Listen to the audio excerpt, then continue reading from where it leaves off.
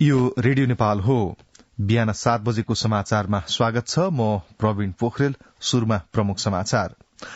राष्ट्रपतिका लागि नेपाली कंग्रेसका रामचन्द्र पौडेल र नेकपा एमालेका सुभाष चन्द्र नेम्बाङको उम्मेद्वारी, 8 दलबीच भएको सहमति राष्ट्रिय सहमतिकै प्रारूप भएको प्रधानमन्त्री पुष्पकमल दाहाल प्रचण्डको भनाई, राष्ट्रपति निर्वाचन अघि सरकारबाट नबाहिरिने नेकपा एमाले सचिवालय बैठकको निर्णय, सरकारमा सहभागी राप्रपाका मन्त्रीहरूको राजीनामा, सैनिक शासनको अन्त्यपछि नाइजेरियामा भएको राष्ट्रपतीय निर्वाचनको मतगणना शुरू र 19 वर्ष मुनिको आईसीसी पुरूष विश्वकप एसिया छनौटमा नेपालको लगातार दोस्रो जीत, कुवेत 243 रनको फराकिलो अन्तरले पराजित।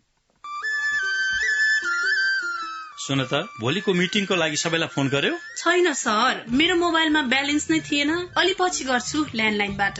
लौ हेर, मोबाइलमा ब्यालेन्स छैन भनेर हुन्छ?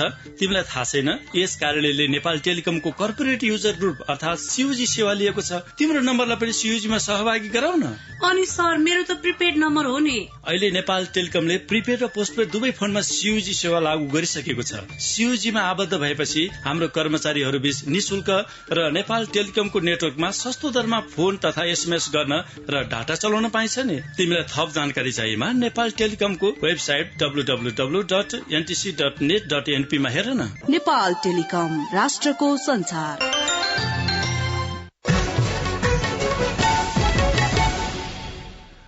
समाचार अब विस्तारमा। यही फागुन 25 गते हुने राष्ट्रपति पदको निर्वाचनका लागि नेपाली कांग्रेसका तर्फबाट वरिष्ठ नेता रामचन्द्र पौडेल र नेकपा एमालेका तर्फबाट उपाध्यक्ष सुभाष चन्द्र नेम्बाङले उम्मेद्वारी दिनुभएको छ। राष्ट्रपति पदका उम्मेद्वार पौडेलको प्रस्तावकमा नेपाली कांग्रेसका सभापति शेरबहादुर देउवा, नेकपा एकीकृत समाजवादीका अध्यक्ष माधव कुमार नेपाल, नेकपा माओवादी केन्द्रका वरिष्ठ उपाध्यक्ष नारायण काजी श्रेष्ठ, जनता समाजवादी पार्टीका नेता अशोक कुमार राई र जनमत पार्टीका नेता अब्दुल खान हुनुहुन्छ। यस्तै पौडेलको समर्थकमा लोकतान्त्रिक समाजवादी पार्टी नेपालका अध्यक्ष महन्त ठाकुर, कांग्रेस उपसभापति पूर्णबहादुर खड्का, नागरिक उन्मुक्ति पार्टीकी अध्यक्ष रंजिता श्रेष्ठ, राष्ट्रिय जनमोर्चाका अध्यक्ष चित्रबहादुर केसी र माओवादी केन्द्रका प्रमुख सचेतक हितराज पाण्डे हुनुहुन्छ। पौडेलको उम्मेद्वारी दर्ता गर्न प्रधानमन्त्री पुष्पकमल दाहाल प्रचण्ड, सभापति देउवा लगायत विभिन्न पार्टीका शीर्ष नेताहरू नयाँ बानेश्वर स्थित संघीय संसद भवन पुग्नु भएको थियो। त्यस्तै एमालेका तर्फबाट राष्ट्रपति पदका उम्मेद्वार नेम्बाङको प्रस्तावकमा अध्यक्ष केपी शर्मा ओली, नेताहरू पृथ्वी सुब्बा गुरूङ, गोकर्ण विष्ट, रघुवीर महासेठ र छविलाल विश्वकर्मा हुनुहुन्छ। नेम्बाङको समर्थकमा पार्टीका नेताहरू योगेश कुमार भट्टराई, टोपबहादुर रायमाझी, जुली कुमारी महतो, दिल कुमारी रावल थापा र अमन कुमार मास्के रहनु भएको छ। नेम्बाङका उम्मेद्वारी दर्ता गर्न एमाले अध्यक्ष केपी शर्मा ओली लगायतका नेताहरू नयाँ बानेश्वर स्थित संघीय संसद भवन पुग्नु भएको थियो। नेपाली कंग्रेसका तर्फबाट राष्ट्रपति पदका उम्मेद्वार रहनुभएका वरिष्ठ नेता रामचन्द्र पौडेलले नेपालको संविधानको अक्षरशः पालना गर्ने आफ्नो प्रमुख दायित्व हुने बताउनु भएको छ।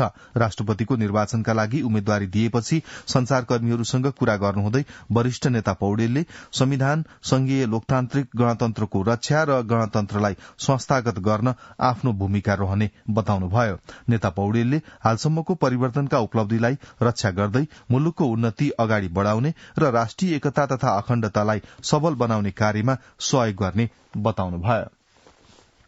त्यस्तै राष्ट्रपतिमा उम्मेद्वारी दिएपछि संचारकर्मीसँग प्रतिक्रिया दिनुहुँदै एमाले उपाध्यक्ष नेम्बाङले आफू राष्ट्रपति पदमा निर्वाचित भएमा जनताको राष्ट्रपति भएको अनुभूति हुने गरी काम गर्ने प्रतिबद्धता जनाउनुभयो। उहाँले प्रतिस्पर्धाका आधारमा आउने जस्तोसुकै परिणामलाई स्वीकार गर्ने पनि बताउनुभयो। नेकपा एमालेका अध्यक्ष केपी शर्मा ओलीले राष्ट्रपतिका उम्मेद्वार सुभाष नेम्बाङ अनुभवी र लामो समय सभामुखको गरिमामय पदको अनुभव संगाल्नु भएका योग्य उम्मेद्वार भएको बताउनु भएको छ।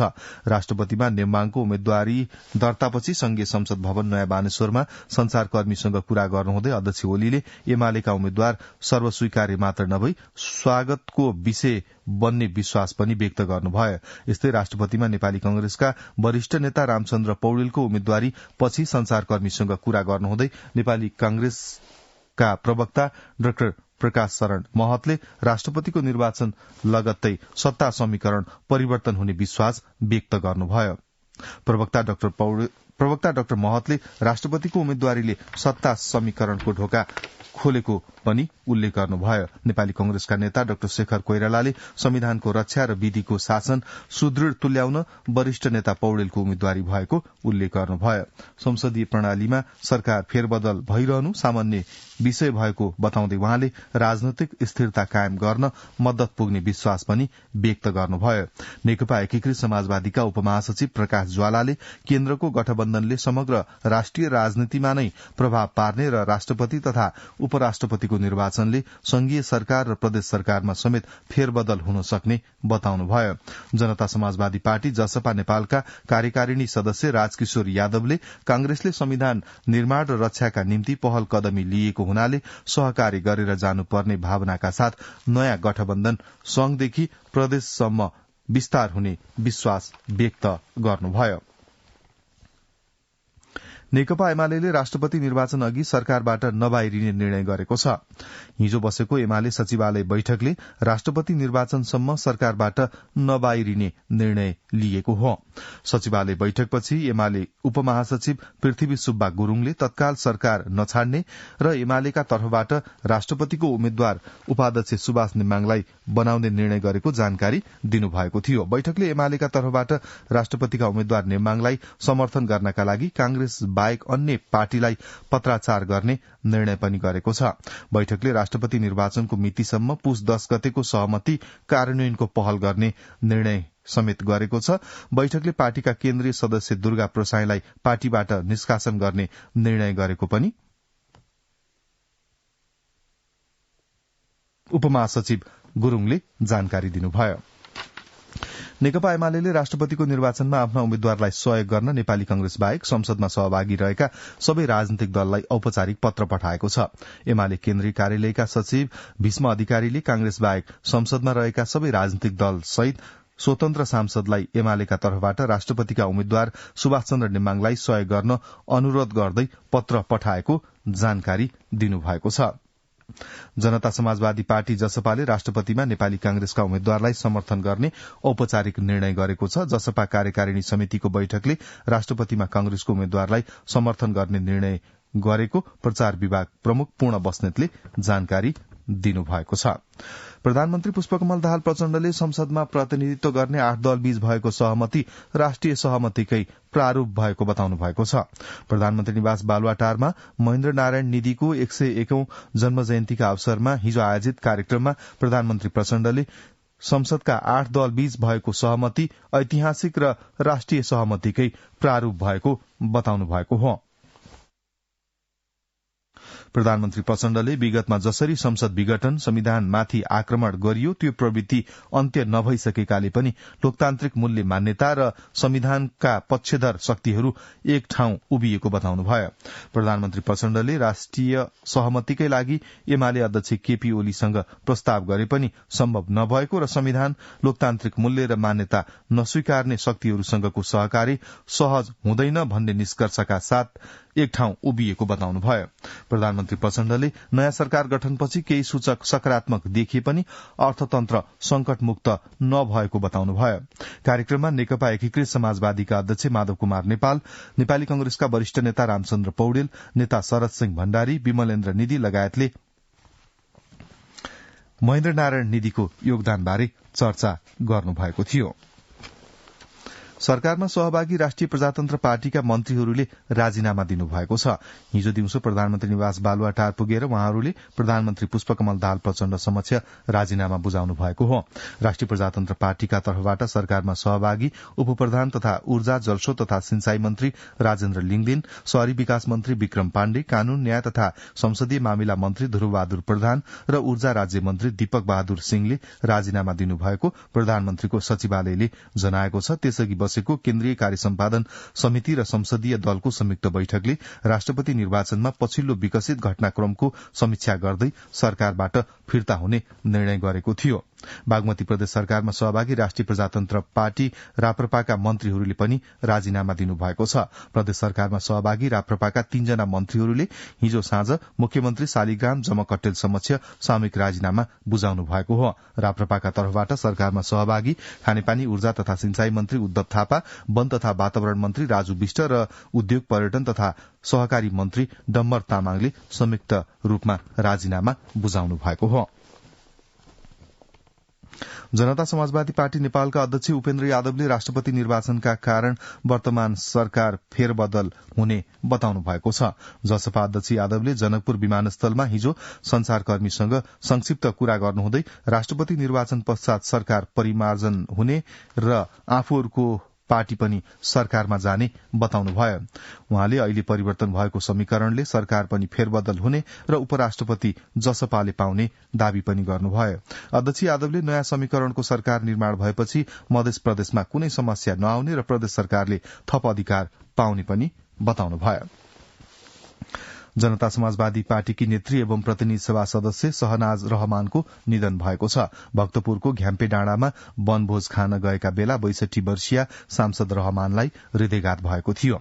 हृदयघात भए लगत्तै मध्यपुर ठिमी अस्पताल पुर्याउनु भएकी उहाँलाई अस्पतालले मृत घोषणा गरेको थियो। प्रधानमन्त्री पुष्पकमल दाहाल प्रचण्डले प्रतिनिधि सभाका सदस्य शहनाज रहमानको निधनप्रति दुःख व्यक्त गर्नुभएको छ। प्रधानमन्त्री प्रचण्डले सामाजिक सञ्जाल मार्फत दिवंगत सांसद रहमानप्रति श्रद्धांजलि अर्पण गर्नुहुँदै शोक सन्तप्त परिवार र शुभेच्छुकहरूमा गहिरो समवेदना प्रकट गर्नुभएको छ।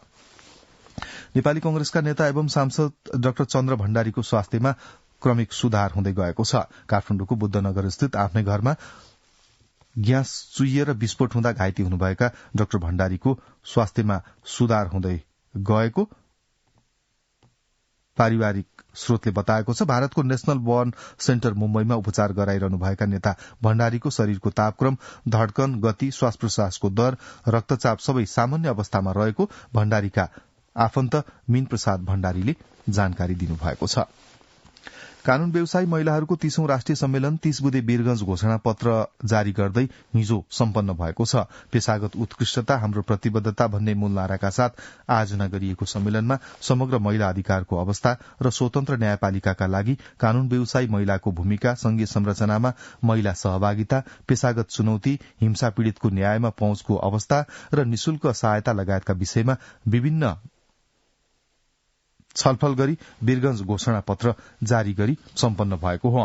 घोषणा पत्रमा कानून व्यवसायी महिलाको पेशागत हकित, दक्षता तथा सुरक्षा गर्नुपर्ने माग गरिएको छ। सम्मेलनमा देशभरबाट 400 भन्दा बढ़ी कानून व्यवसायी महिला सहभागी रहेका थिए। सरकारले देशको प्रमुख प्रशासनिक केन्द्र सिंहदरबारमा प्रवेश गर्ने आगन्तुकका लागि फोटो र प्रवेश अवधि सहितको केन्द्रीय पास वितरण गर्ने तयारी गरेको छ। पास वितरण तयारी गर्न केन्द्रीय अनुगमन तथा मूल्याङ्कन समितिले गृह मन्त्रालयलाई निर्देशन दिएको छ। मुख्य सचिव शंकरदास बैरागीको संयोजकत्वमा बसेको बैठकले कम्प्युटर प्रणालीमा आधारित फोटो र अवधि सहितको पास वितरण गर्न गृह सचिव विनोद प्रकाश सिंहलाई निर्देशन दिएको छ। बैठकले सिंहदरबारको पश्चिम प्रवेशद्वार बाहेक अन्य प्रवेशद्वारबाट कर्मचारीलाई प्रवेश गर्न र बाहिर जाने व्यवस्था मिलाउन समितिले निर्देशन दिएको जनाइएको छ। बागलुङको बरेङ गाउँपालिकामा साइबर अपराध र साइबर सुरक्षा सम्बन्धी सचेतनामूलक कार्यक्रम गरिएको छ। पछिल्लो समय सामाजिक सञ्जालको दुरूपयोगका कारण बढ़दै गएका साइबर अपराध सम्बन्धी घटनाको न्यूनीकरणका लागि ग्रामीण क्षेत्रसम्म जनचेतना फैलाउने उद्देश्यले कार्यक्रम आयोजना गरिएको नेपाल दूरसंचार प्राधिकरणका अध्यक्ष पुरूषोत्तम खनालले जानकारी दिनुभयो। राष्ट्रिय लोक तथा दोहोरी गीत प्रतिष्ठान नेपालको अध्यक्षमा रीता थापा मगर सर्वसम्मत निर्वाचित हुनुभएको छ। धादिङको धादिङ बेसीमा सम्पन्न प्रतिष्ठानको 8औं केन्द्रीय महाधिवेशनबाट थापा सर्वसम्मत अध्यक्षमा निर्वाचित हुनुभएको हो। प्रतिष्ठानको वरिष्ठ उपाध्यक्षमा पशुपति शर्मा र प्रथम उपाध्यक्षमा रामजी खाँड सर्वसम्मत हुनुभएको छ। महाधिवेशनले 35 जनाको पदाधिकारी सहित 75 सदस्यीय कार्यसमिति चयन गरेको छ।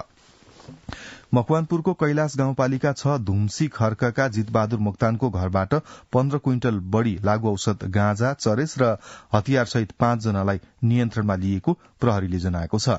1500 किलो बढ़ी गाँजा, 13 किलो चरेस, 6 राउण्ड गोली, एक थान भरुवा बन्दुक र एक थान कटुवा पिस्तोल सहित 5 जनालाई पक्राउ गरिएको मकवानपुर प्रहरीले जनाएको छ। प्रहरीले 76 वर्षीय मोक्तान सहित सो स्थानका 28 वर्षीय विजय मोक्तान, 40 वर्षीय रत्न गले, 22 वर्षीय अशोक घले र 22 वर्षका शेखर घलेलाई नियन्त्रणमा लिएको जिल्ला प्रहरी कार्यालय मकवानपुरका प्रहरी निरीक्षक रामचन्द्र घिमिरेले जानकारी दिनुभयो।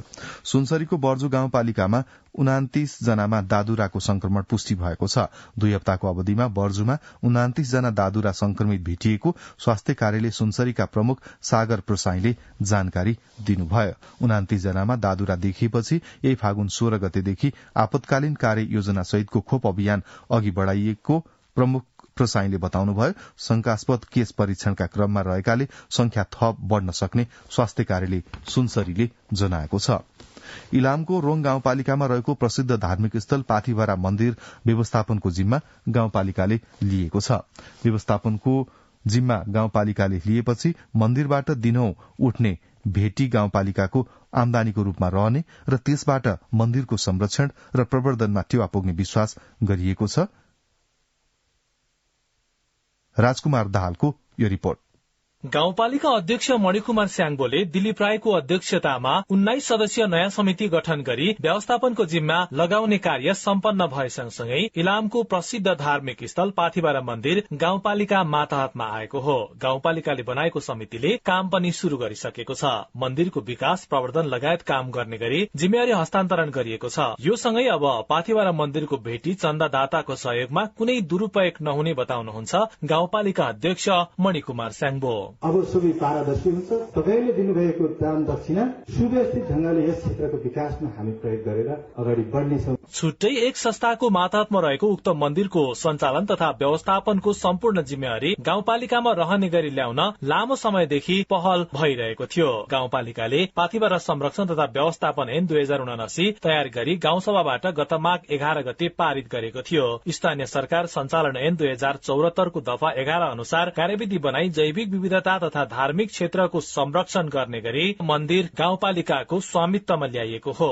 नयाँ व्यवस्थापन बनेसँगै अब मन्दिरमा आउने भेटी चन्दा लगायत पारदर्शी हुने धेरैले अपेक्षा राखेका छन्। सूर्योदय नगरपालिकाका प्रमुख रणबहादुर राई। रोङ गाउँपालिका साथै अन्य गाउँपालिका त्यसै गरी नगरपालिकाहरूको बीचको यो सघन आबद्धता पनि रहेको छ। यहाँ आउने भक्तजनहरू यहाँ कन्यामा पनि आउनुहुनेछ। हाम्रो एक आपसमा अन्तर सम्बन्ध रह्यो, अन्तर आबद्धता भयो भने आन्तरिक आमदानी प्रमुख भूमिका खेल्नेछ। मन्दिर व्यवस्थापनको लागि नयाँ सञ्चालक समिति बने सँगसँगै अब मन्दिरको व्यवस्थापन उच्च हुने र पाथिभरा मन्दिरमा भक्तजनको चाप पनि बढ्ने अपेक्षा गरिएको छ। राजकुमार दाहाल, रेडियो नेपाल, इलाम। अब केही अन्तर्राष्ट्रिय समाचार। अफ्रिकी मुलुक नाइजेरियामा भएको राष्ट्रपति निर्वाचनको मतगणना शुरू गरिएको छ। लामो सैनिक शासनको अन्त्यपछि नयाँ राष्ट्रपति चुन्नका लागि निर्वाचन भएको हो। निर्वाचनमा अधिकांश नयाँ युवा पुस्ताले मतदान गरेको बीबीसीले उल्लेख गरेको छ। निर्वाचनलाई अफ्रिकी इतिहासमा सबैभन्दा ठूलो प्रजातान्त्रिक अभ्यासका रूपमा लिएको छ। 10,000 मतदान स्थलका मतपेटिका राजधानी अबुजमा रहेको मुख्यालयमा गणना गरिएको छ। मतगणनाको अन्तिम नतिजा मंगलबार अबेरसम्म आइपुग्ने अपेक्षा गरिएको छ। युरोपेली संघले रूस विरूद्ध 10औं चरणको प्रतिबन्ध घोषणा गरेको छ। रूसले युक्रेनमाथि आक्रमण गरेको ठीक 1 वर्ष पुगेको दिन शुक्रबार युरोपेली संघका अध्यक्षले रूस विरूद्धको 10औं चरणको प्रतिबन्ध घोषणा गर्नुभएको हो। प्रतिबन्धले रूसको युद्धमा खर्च हुने स्रोतलाई कम गर्दै रूसको अर्थतन्त्रमा असर पुर्याउने बताइएको छ। प्रतिबन्धमा युरोपेली संघले रूसलाई दोहोरो रूपमा प्रयोग हुन सक्ने वा उच्च प्रविधियुक्त सामान निर्यात नगर्ने भएको छ।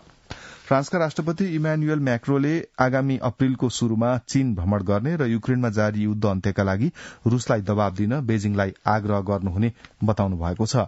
युक्रेनमा युद्ध अन्त्य गर्ने आफ्नो योजना सार्वजनिक गर्दै चीनले तत्काल शान्ति वार्ताको आह्वान गरेको एक दिनपछि पेरिसमा बोल्दै मैक्रोले रूसी आक्रमण, सेना फिर्ता र युक्रेन र त्यहाँका जनताको क्षेत्रीय सार्वभौमिकताको सम्मान गरियो भने मात्र शान्ति सम्भव हुने बताउनु भएको छ। पाकिस्तानको पूर्वी प्रान्तमा भएको सड़क दुर्घटनामा 13 जनाको मृत्यु भएको छ भने 20 जना घाइते भएका छन्। पंजाब प्रान्तको रहीम यार खान जिल्लाको रकनपुर क्षेत्र नजिक रहेको सुपर हाइवेमा भएको दुर्घटनामा 13 जनाको ज्यान गएको तथा 20 जना घाइते भएको जनाइएको छ। भारतको मध्य प्रदेश राज्यमा सड़क छेउमा रोकिराखेको 3वटा बसलाई ट्रकले ठक्कर दिँदा कम्तीमा 14 जनाको मृत्यु हुनका साथै 50 भन्दा बढ़ी घाइते भएका छन्। मध्य प्रदेशको राजधानी भोपालबाट 610 किलोमिटर उत्तर पूर्वमा पर्ने सिद्धि जिल्लामा दुर्घटना भएको हो। अब आर्थिक समाचार।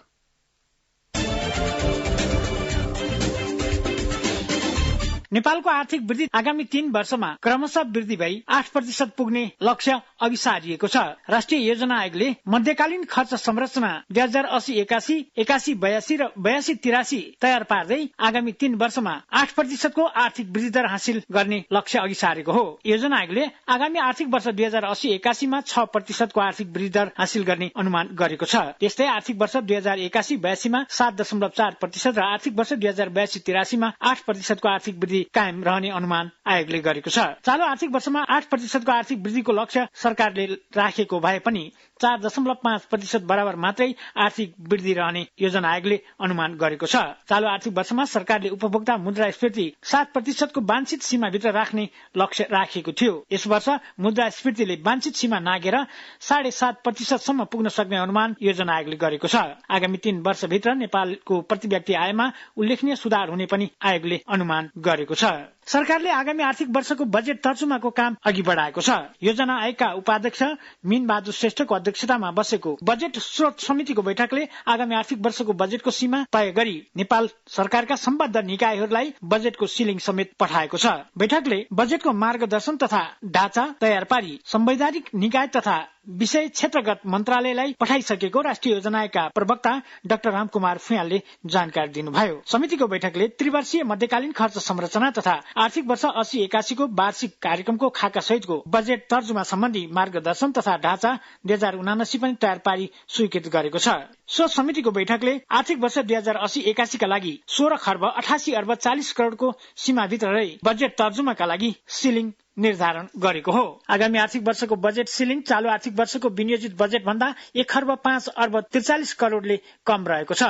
चालू आर्थिक वर्षका लागि सरकारले 17 खर्ब 93 अर्ब 83 करोड़ बराबरको बजेट विनियोजन गरेको थियो। तर मध्यावधि समीक्षा मार्फत सरकारले बजेटको आकार 2 खर्ब 44 अर्बले घटाएको छ। सुरुवाती विनियोजनको तुलनामा मध्यावधि समीक्षा मार्फत बजेटको आकार 14% ले घटाएर 15 खर्ब 49 अर्ब 79 करोड़ कायम गरिएको छ। मध्यकालीन खर्च संरचना अनुसार सरकारी राजस्व आगामी 3 आर्थिक वर्षमा 14% का दरले वृद्धि हुने अनुमान गरिएको छ। मोरङको सुन्दर हरेचा नगरपालिकाको आयोजनामा व्यावसायिक तरकारी खेती गर्दै आएका स्थानीय कृषकहरूलाई विभिन्न कृषि सामग्रीहरू हस्तान्तरण गरिएको छ। नगरपालिकाको वार्ड नम्बर 11 शुक्रबारेमा सूर्य तरकारी पकेट समितिको सहकार्यमा कृषक समूह तथा नगरपालिकाको साझेदारी रकममा आवश्यक कृषि सामग्रीहरू हस्तान्तरण गरिएको समितिका अध्यक्ष कृष्ण श्रेष्ठले जानकारी दिनुभयो। कृषकहरूलाई minute power tiller, motor, power spray, कपडाको पाइप, विभिन्न किसिमका तरकारीका बिउ लगायतका सामान जनप्रतिनिधि तथा कर्मचारीहरूको सहभागितामा वितरण गरिएको नगर प्रमुख केदार प्रसाद गुरागाईले जानकारी दिनुभयो। भुवन आचार्य। अब खेल समाचार।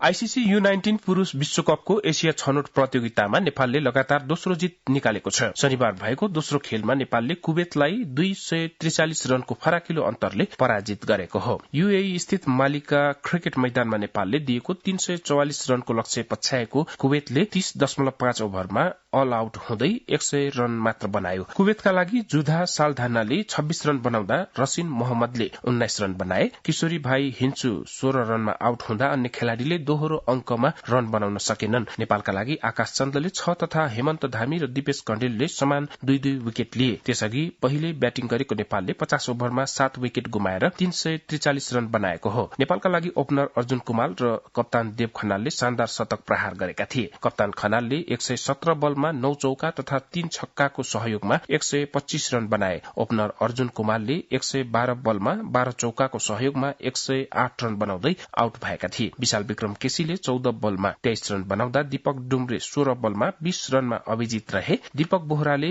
9 बलमा 19 रन बनाए। नेपालका ओपनर दीपक बोहरा 13 तथा आकाश त्रिपाठी 3 रनमा आउट भए। कुवेतका हेनरी थोमसले र सहिल काजमीले समान 2-2 तथा जय महेश कुमार मेहताले 1 विकेट लिए। प्रतियोगितामा नेपाल सहित सिंगापुर, कुवेत, हङकङ, मलेसिया र आयोजक UAE को सहभागिता रहेको छ। नेपालले अब सोमबार तेस्रो खेलमा हङकङ विरूद्ध खेल्नेछ। चौथो खेलमा 28 तारिखमा मलेसियाको सामना गर्ने नेपालले 2 मार्च घरेलु टोलीसँग अन्तिम खेल खेल्नेछ। राउण्ड रोबिनका आधारमा हुने प्रतियोगिताको शीर्ष टोली 2024 मा श्रीलंकामा हुने U19 विश्वकपका लागि छनौट हुनेछ।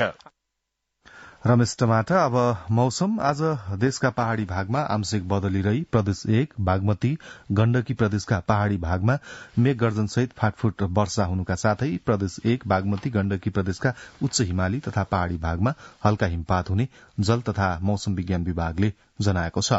गत 24 घण्टामा काठमाडौँ उपत्यकामा मापन गरिएको अधिकतम तापक्रम 23 डिग्री सेल्सियस, न्यूनतम तापक्रम 10.4 डिग्री सेल्सियस। अहिले बिहानको सापेक्षिक आर्द्रता 95%। आज दिउँसो काठमाडौँ उपत्यकाको अधिकतम तापक्रम 19 देखि 21 डिग्री सेल्सियसका बीच रहने अनुमान गरिएको छ। काठमाडौँ उपत्यकामा सूर्योदय अघि बिहान 6:32 भयो भने सूर्यास्त भरे साँझ 6:02 हुनेछ। अब अन्त्यमा यस प्रसारणका प्रमुख समाचार एकपटक फेरि सुन्नुहोस्।